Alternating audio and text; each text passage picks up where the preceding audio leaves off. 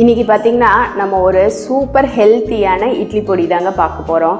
இட்லி பொடியில் என்ன வெரைட்டி ஹெல்த்தின்னு யோசிக்கிறீங்களா? இன்றைக்கி நம்ம முருங்கைக்கீரையை வச்சு இட்லி பொடி எப்படி பண்ணுறதுன்னு பார்க்கலாங்க. இந்த இட்லி பொடி பார்த்திங்கன்னா நம்ம தோசை மேலே தூவி கொடுக்கலாம். அப்படி இல்லாட்டி இட்லியில் போகிறட்டு கீ இட்லி பண்ணுவோம் இல்லைங்களா, அது மாதிரி கூட பண்ணி கொடுக்கலாம். ஆனால் நார்மல் இட்லி பொடியை விட இது பார்த்திங்கன்னா சாப்பிட்றதுக்கு அந்த அளவுக்கு சூப்பர் டேஸ்டியாக இருக்கும். அதே சேம் டைம் ஹெல்த்தியும் கூடங்க. பொதுவாக நம்ம முருங்கைக்கீரைன்னு சொன்னாலே ஒன்று சாம்பார் வைப்போம், இல்லாட்டி பொரியல் பண்ணுவோம், இல்லாட்டி சூப் கூட வைப்போம்.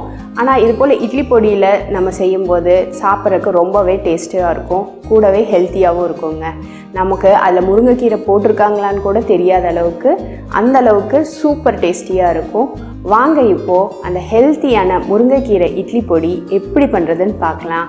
Welcome to R channel cook with Suji. இங்கே ஒரு பேன் வச்சுருக்கோங்க. பேன் நல்லா சூடானதும் ஃப்ளேமை சிம் பண்ணிவிட்டு ஒரு 1/4 கப் அளவுக்கு முழு உளுத்தம் பருப்பு சேர்த்திருக்கோங்க. இதை பார்த்திங்கன்னா நல்லா ஸ்லோ ஃப்ளேமில் வச்சு நம்ம வறுத்து கொடுக்கலாம். நல்லா மணம் வர வரைக்கும், லைட்டாக பொன்னிறம் ஆற வரைக்கும் வறுத்து கொடுக்கலாங்க. இது பார்த்திங்கன்னா நம்ம முழு வெள்ளை உளுந்தாக எடுத்திருக்கோம். இதுக்கு பதிலாக நீங்கள் பார்த்திங்கன்னா தோலோடு இருக்கக்கூடிய உளுத்தம் பருப்பு கூட எடுக்கலாம், அதுவும் நல்லது தான். இன்றைக்கி என்கிட்ட தோலோடு இருக்கிறது இல்லை, அதனால் நான் வெள்ளை உளுத்தம் பருப்பாக எடுத்திருக்கேன். அதுவும் நல்லா டேஸ்ட்டாகவும் இருக்கும், ஹெல்த்தியும் கூட. இப்போ பார்த்தீங்கன்னா இது பார்த்தீங்கன்னா நிறம் மாறிடுச்சு. இப்போ இதை ஒரு பிளேட்டுக்கு கொட்டிட்டு அடுத்ததாக ஒரு 1/4 கப் அளவுக்கு கடலைப்பருப்பும் ஒரு 1/4 கப் அளவுக்கு பாசிப்பருப்பும் இதோடவே சேர்த்து ஒன்றாவே வறுத்துக்கலாங்க. இதுவும் நம்ம ஸ்லோ ஃப்ளேமில் வச்சு தான் வறுக்க போகிறோம். ஃப்ளேமை ஹை பண்ணிட வேணாம், அப்போ தான் நமக்கு குக்காகி வர்றப்போ நம்ம மிக்சரில் அடிக்கும்போது நமக்கு நல்ல பவுட்ரு ஃபார்ம் கிடைக்கும். அதனால தான் நம்ம மேலால் டக்குன்னு கரிஞ்சு போயிடுச்சுன்னா நமக்கு பவுட்ரு நல்லா நைஸாக கிடைக்காது. அதனால் ஸ்லோ ஃப்ளேமில் வச்சு நீங்கள் வறுத்துக்கோங்க. இப்போ இதுவும் பார்த்திங்கன்னா லைட்டாக கோல்டன் கலர் நிறம் மாறுற வரைக்கும் லைட்டாக வறுத்துக்கலாம். இதோட இது சூடாக இருக்கும்போதே இது கூடவே நம்ம இப்போ 2 ஸ்பூன் அளவுக்கு வெள்ளை எள்ளும் கூடவே ஒரு 1/4 கப் அளவுக்கு பொட்டுக்கடலையும் சேர்த்திடலாங்க. நம்ம எதுக்கு இந்த வெள்ளை எள்ளும் பொட்டுக்கடலையும் தனித்தனியாக வறுக்காமல் இந்த கடலைப்பருப்போடு சேர்த்து வறுக்கிறோன்னா, பொதுவாக எள்ளில் தனியாக வறுத்தோன்னு வச்சுக்கோங்களேன், வெடிக்கும் போது எல்லாம் வெளியில் கொட்டிடும், நமக்கு பேனுக்குள்ளே நிற்காது. இது போல் கடலைப்பருப்பு சூடாக இருக்கும்போது அது கூட சேர்த்து வறுக்கும்போது நமக்கு வெளியில் தெரிச்சு விழுகிறது கம்மியாக இருக்கும். அதனால தான் வேற ஒன்றும் கிடையாது.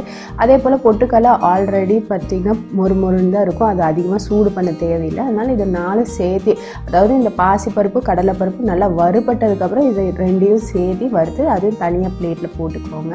இப்போ அதே பேனில் 1 டீஸ்பூன் அளவுக்கு சீரகமும் ஒரு 1/2 டீஸ்பூன் அளவுக்கு குறுமிளகும் சேர்த்து வறுத்துக்கலாம்.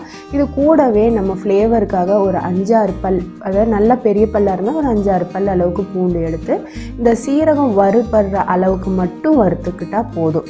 இந்த பூண்டு பார்த்திங்கன்னா நல்லா குக்காகி வரணும் அப்படின்னு அவசியம் கிடையாது. அந்த சீரகம் வெடிக்கிற சூடு இருக்கு இல்லைங்களா, அதுவே போதும். அதையும் அதே பிளேட்டுக்கு மாற்றிட்டு உங்கள் காரத்துக்கு தேவையான அளவு வரமிளகாவை சேர்த்திக்கோங்க. ஏன்னா நீங்கள் வாங்கி வச்சுருக்க வரமிளகாய் எந்தளவுக்கு காரம், உங்கள் வீட்டில் எந்த அளவுக்கு காரம் சேர்ப்பீங்கன்னு எனக்கு தெரியாது. அதனால் உங்கள் காரத்துக்கு ஏற்றாற் போல் காரம் சேர்த்திக்கோங்க. ஆனால் 2 மிளகாய் சேர்த்திக்கோங்க. இது கூடவே இதுக்கு தேவையான அளவு உப்பு, அதாவது இந்த உப்பு வரமிளகாவை 2 சேர்த்து ஒட்டுக்காவே வறுத்துக்கலாம். உப்பு வறுத்து தான் நம்ம சேர்க்கணும், அப்போ தான் நல்லாயிருக்கும். அடுத்ததாக நான் இங்கே பார்த்திங்கன்னா முருங்கைக்கீரையை நல்லா காய வச்சுருக்கேங்க.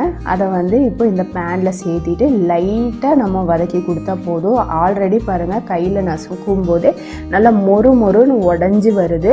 இருந்தாலும் லைட்டாக சூடு பண்ணிக்கலாம். அதுக்காக லைட்டாக பேனில் வச்சு லைட்டாக தான் நம்ம சூடு பண்ணுறோம். இப்போ இது எல்லாத்தையும் ஒன்றா தனியாக ஆற வச்சிடலாம். அதாவது பிளேட்டில் ஒன்றா கொட்டி தனியாக ஆற வச்சிடலாம். கொஞ்சம் ஆறட்டும். அந்த சூடோட மிக்சரில் போட்டு அடித்தோன்னு வச்சுக்கோங்களேன், நமக்கு வேர்வை விட்டுரும். அப்போ பொடி ஈரமாயிடும். அதனால் கொஞ்சம் ஆறட்டும். இப்போ இதை லைட்டாக மட்டும் நம்ம வதக்கி கொடுத்துடலாம். ரொம்பலாம் வதக்கணும்னு கிடையாது. இது ஆல்ரெடி காஞ்சிருக்கிறதுனால நீங்கள் ஃப்ளேமை ஆஃப் பண்ணிவிட்டு கூட இந்த முருங்கைக்கீரையை லைட்டாக வறுத்து கொடுத்தா போதும். இப்போ பார்த்திங்கன்னா பிளேட்டில் கொட்டி வச்சு இது எல்லாமே ஆறிடுச்சு. இப்போ இதை மிக்சர் ஜாரில் போட்டு அரைச்சிக்கலாங்க. இப்போ இங்கே ஒரு ட்ரை மிக்சர் ஜார் தான் எடுத்திருக்கோம். இதில் நம்ம முதல்ல முருங்கைக்கீரையை சேர்த்திடலாம்.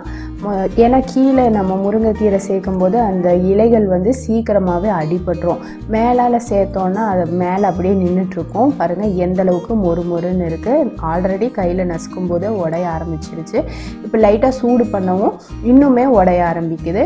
இப்போ அடுத்ததாக வரமிளகாவை சேர்த்திட்டு அப்புறம் மீதம் இருக்கிற இந்த உளுத்தம் பருப்பு, பாசிப்பருப்பு, கடலைப்பருப்பு, இந்த பூண்டு இது எல்லாத்தையும் மேலால் சேர்த்திடலாங்க. சேர்த்திட்டு இது வந்து ஃபஸ்ட்டு நம்ம விப்பிங் பண்ணிவிட்டு அதுக்கப்புறம் ஃபுல்லாக ரன் பண்ணி விட்டு நல்ல ஒரு பவுடர் கன்சிஸ்டன்சி ஆற வரைக்கும் நம்ம அரைச்சி எடுத்துக்கலாங்க. இது பார்த்திங்கன்னா நீங்கள் நல்லா ஆறுனதுக்கப்புறம் தான் செய்யணும். கடைசியாக கொஞ்சம் பெருங்காயத்தூளும் இதோட சேர்த்திக்கலாம். இது பார்த்திங்கன்னா நமக்கு நல்ல ஒரு மனம் கொடுக்கும், டேஸ்ட்டு ஃப்ளேவரை என்ஹான்ஸ் பண்ணி கொடுக்கும். அது பார்த்திங்கன்னா ஒரு 1/4 டீஸ்பூன் அளவுக்கு சேர்த்தாலும் போதும், அதிகமாக சேர்க்க வேணாம். இப்போ இது பார்த்திங்கன்னா நம்ம மிக்சரில் நல்லா நைஸாக அரைச்சிட்டு வந்தாச்சுங்க. சூப்பரான முருங்கைக்கீரை இட்லி பொடி ரெடி ஆயிடுச்சு.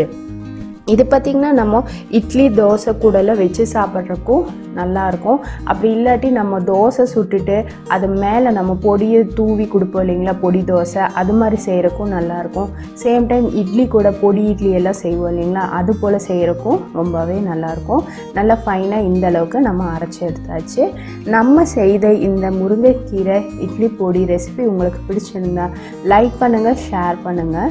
மறக்காமல் குக் வித் சுஜியை சப்போர்ட் பண்ணுங்கள் ஃப்ரெண்ட்ஸ். பெல் ஐக்கானோட ஆளுங்கிற ஆப்ஷனும் கிளிக் பண்ண மறந்துடாதீங்க. இது வரைக்கும் வீடியோவை பொறுமையாக பார்த்ததுக்கு ரொம்ப நன்றி ஃப்ரெண்ட்ஸ். மறக்காமல் நீங்கள் இதே போல் முருங்கைக்கீரை இட்லி பொடி உங்கள் வீட்டில் ட்ரை பண்ணி பார்த்துட்டு உங்களோட ஃபீட்பேக்கை கமெண்ட் செக்ஷனில் போஸ்ட் பண்ணவும் மறந்துடாதீங்க ஃப்ரெண்ட்ஸ். தேங்க்யூ.